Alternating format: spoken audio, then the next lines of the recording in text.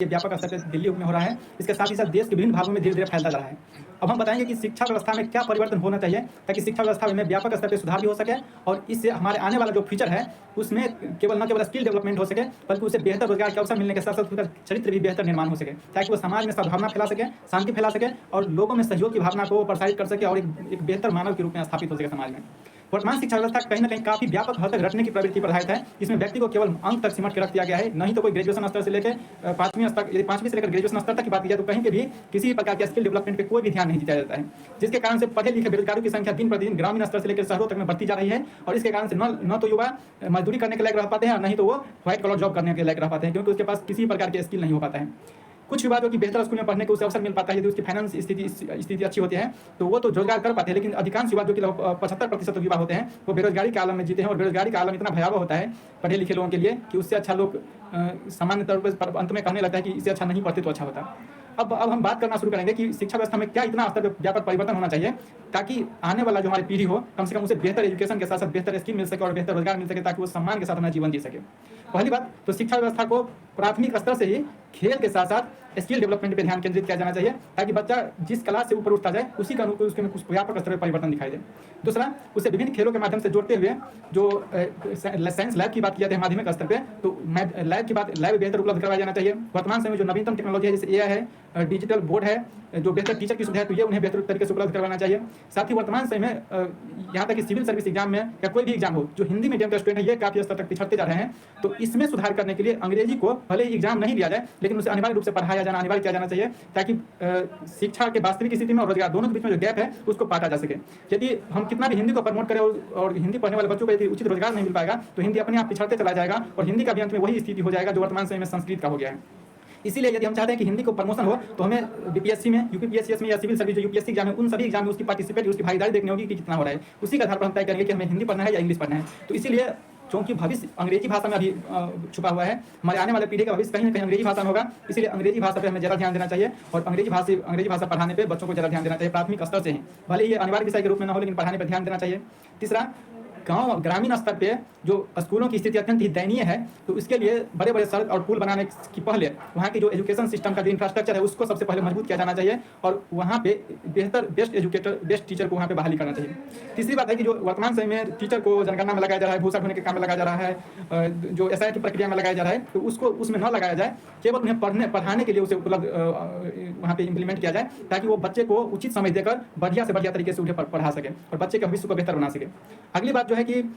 Teacher की जो भर्ती प्रक्रिया है, तो भर्ती प्रक्रिया में व्यापक स्तर पर सुधार की जरूरत है। वर्तमान समय में कोई कैंडिडेट केमिस्ट्री ऑनर्स किया है, फिजिक्स ऑनर्स किया है और उसको गणित का टीचर बनने के लिए सरकार मजबूर कर रही है, तो इसको व्यापक स्तर पर परिवर्तन किया जाए और जो विद्यार्थी का ऑनर्स पेपर है उसी के अनुकूल उसे शिक्षक बनने का अवसर दिया जाए, ताकि जो बनने वाले अभ्यर्थी हैं उसके साथ भी न्याय हो सके और जो बच्चे को वो पढ़ाएंगे उसके साथ भी न्याय हो सके, क्योंकि अपना ऑनर्स पेपर में कोई भी व्यक्ति टैलेंट होता है और वो बेस्ट टीचर बन सकते हैं, बेहतर तरीके से पढ़ा सकते हैं। अगली बात है कि पाठ्यक्रम के स्तर पर सुधार किया जाना चाहिए। मैंने देखिए इसमें अभी पूरा नोट किया हुआ कि क्या क्या इसमें सुधार किया जाना चाहिए। पाठ्यक्रम के स्तर पर क्या सुधार होना चाहिए कि जो वर्तमान समय में जो ज़्यादा से ज़्यादा टेक्नोलॉजी का जो इनोवेशन हो रहा है, तो हमको टेक्नोलॉजी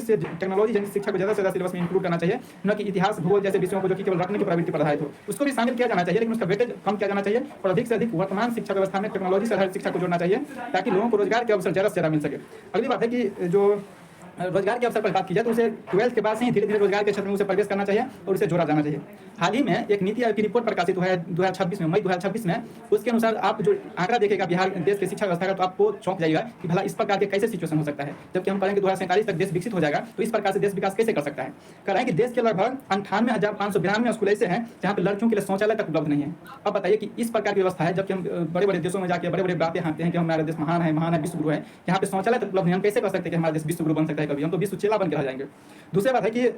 61,540 स्कूल ऐसे हैं जहाँ पे कोई शौचालय है ही नहीं। अब समझिए कि यहाँ पे वहाँ पे बच्चों का क्या हाल होता होगा, वहाँ पे जो लड़कियाँ पढ़ने के लिए जाती होगी तो वहाँ पे कैसे व्यवस्था होता होगा उनके साथ, कैसा उनके साथ व्यवहार होता होगा, और वो कौन सा क्षेत्र है जो अभी तक इस प्रकार के पिछड़ा हुआ है। तो वहाँ पे सबसे पहले बेसिक इंफ्रास्ट्रक्चर को मजबूत किया जाना चाहिए, तभी देश कभी आगे बढ़ सकता है। विश्व गुरु की बात तो अभी बहुत दूर है, कोसों दूर है, कम से कम उस स्तर पर पहुँच सकते हैं ताकि हम सम्मान के साथ वैश्विक स्तर पर खड़े होने के लायक हो सके। तीसरी बात है कि लगभग 1,19,000 स्कूल ऐसे हैं जहाँ पे बिजली तक की सुविधा नहीं है। अब बताइए जहाँ पे बिजली की सुविधा नहीं है वहाँ पे डिजिटल बोर्ड से कैसे पढ़ाया जा सकता है, यहाँ पे लैपटॉप कंप्यूटर जैसे उपकरण से कैसे पढ़ाया जा सकता है। हैं। चौथा है कि लगभग 59,829 स्कूल ऐसे हैं जहाँ पे हाथ धोने तक की सुविधा नहीं है। इसका मतलब है कि वहाँ पे पानी का उचित सुविधा नहीं होगा, पीने का भी उचित सुविधा नहीं हो पाएगा, जिस कारण से वहाँ पे समझिए कैसे दयनीय स्थिति होगी। इसके बाद है कि लगभग 14,505 स्कूल ऐसे हैं देश में जो कि जल संकट से ग्रस्त हैं, मतलब वहाँ पे नहीं तो हाथ धोने के लिए पानी उपलब्ध हो रहा है उचित तरीके से, और नहीं तो पीने के लिए पानी उपलब्ध हो रहा है। इसके साथ ही 50% माध्यमिक स्तर के स्कूल ऐसे हैं जहाँ पे उचित साइंस प्रयोगशाला तक उपलब्ध नहीं है। तो समझिए कि प्रयोगशाला ही नहीं होगा तो हम कितना भी साइंस को रख लेंगे, परमाणु की परिभाषा याद कर लेंगे,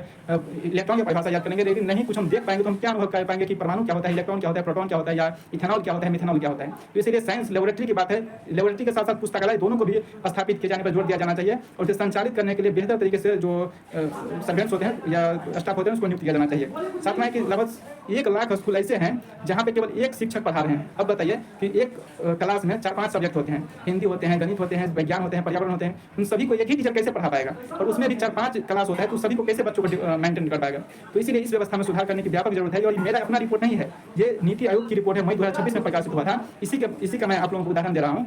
तो इसमें व्यापक स्तर पर जल्द से जल्द सुधार करने की आवश्यकता है। बिहार में वर्तमान समय में टोटल 39 यूनिवर्सिटी है, मैंने सर्च मारा उसके अकॉर्डिंग, जिसमें QS एशिया यूनिवर्सिटी रैंकिंग होता है एक तो, जो कि क्वार्टरली साइमंस यूनिवर्सिटी के द्वारा जारी किया जाता है, इंस्टीट्यूट के द्वारा। उसमें मात्र बिहार का केवल एक इंस्टीट्यूट शामिल है। अब बताइए कि हम कहाँ अभी कितना पिछड़े हुए हैं विश्व से। विश्व की तुलना में बिहार कितना पिछड़ा हुआ है देश की तुलना में। तो इसीलिए हमें ऐसे यूनिवर्सिटी पर निवेश करने की जरूरत है, ऐसे रिसर्च लेबोरेटरी स्थापित करने की जरूरत है, ताकि बिहार पहले एजुकेशन सिस्टम मजबूत हो। जब तक हम एजुकेशन सिस्टम को मजबूत नहीं करेंगे तब तक यदि हम विश्व में अपना स्थान प्राप्त करने के यदि हम सपना देख रहे हैं तो ये केवल एक सोते हुए व्यक्ति का सपना होगा जो कभी वास्तविकता में नहीं बदलेगी। इसलिए सबसे पहले हमें एजुकेशन सिस्टम को स्ट्रॉन्ग करने की जरूरत है ताकि हम आगे बढ़ सकें। चौथी बात है कि स्कूल सिस्टम की जो व्यवस्था है, या तो पूरे स्कूल को प्राइवेट ही कर दिया जाना चाहिए, और जो गरीब बच्चे हैं उन्हें पढ़ने के लिए पेमेंट करना चाहिए प्रत्येक मंथ सरकार के द्वारा 1,000 रुपये मंथली या 2,000 के मंथली, या फिर प्रत्येक स्कूल को सरकारी ही कर दिया जाना चाहिए ताकि सभी का बच्चा सरकारी स्कूल नहीं पढ़े, चाहे बड़े से बड़े टॉप लीडर हो या एक समान व्यक्ति गरीब व्यक्ति हो, सभी का बच्चा सरकारी स्कूल में पढ़े। तो यदि हम दोनों व्यवस्था रखेंगे तो कहीं ना कहीं गरीबों के बीच में और अमीरों के बीच में व्यापक परिवर्तन रहेगा, पूरे जितना देश बचा रहेगा उतना समय तक, और गरीबी कभी भी इस प्रकार से समाप्त नहीं हो पाएगी। तो इसीलिए यदि चाहते हैं कि देश में एजुकेशन सिस्टम व्यापक स्तर पर बदलाव हो, व्यापक स्तर पर सुधार हो, तो हमें पूरी तरह से स्कूल को या तो प्राइवेट करना होगा या तो सरकारी करना होगा। यदि हम दोनों मॉडल लेकर चलेंगे तो इस प्रकार से हमेशा जो असमानता की बात की जाती है वो हमेशा असमानता बनी रहेगी, क्योंकि बड़े बड़े अधिकारी के, बड़े बड़े लीडर के यदि संतान जो है वो नहीं पढ़ेंगे सरकारी स्कूल में या ग्रामीण इलाकों के स्कूल में, तो वहाँ पे टीचर कैसे बढ़िया पढ़ेंगे, वहाँ पे क्यों इंफ्रास्ट्रक्चर बेहतर हो पाएगा, वहाँ पे करप्शन तो रहेगा ही रहेगा, क्योंकि गाँव के आदमी तो स्वयं अपने काम से उसको फुर्सत ही नहीं होता है, तो कैसे वो जाएगा कभी भी स्कूल में। इसीलिए